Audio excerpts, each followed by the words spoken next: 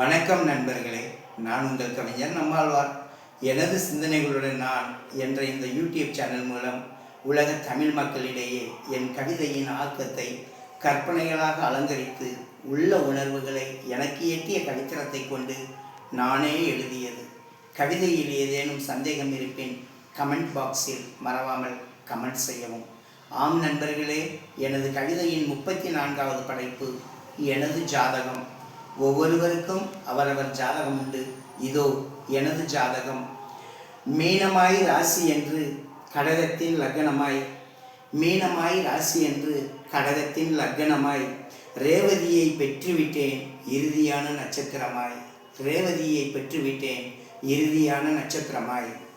மீனமாய் ராசி என்று கடகத்தின் லக்னமாய், ரேவதியை பெற்றுவிட்டேன் இறுதியான ராசியாய், இறுதியான நட்சத்திரமாய். சுக்கிரனும் ராகுவும் கூடி கொடுத்தனர், சுக்கிரனும் ராகுவும் கூடி கொடுத்தனர் எனக்கு கோடி, சுக்கிரனும் ராகுவும் கூடி கொடுத்தனர் எனக்கு கோடி.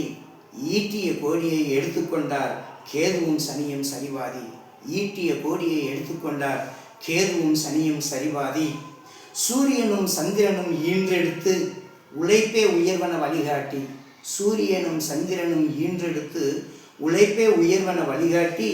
குருவாய் எனக்கு துணை நின்று தூணாய் தாங்கி பலம் கொடுக்க, குருவாய் எனக்கு துணை நின்று தூணாய் தாங்கி பலம் கொடுக்க.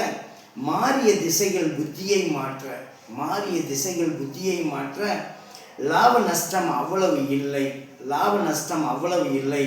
உழைப்பு உண்மை இவ்விரண்டும் எனது ஆக்கத்தின் ஜாதகமே, உழைப்பு உண்மை இவ்விரண்டும் எனது ஜாதகத்தின் ஆக்கமே. நன்றி நண்பர்களே. கவிதை பிடித்திருந்தால் லைக் பண்ணவும், ஷேர் பண்ணவும்.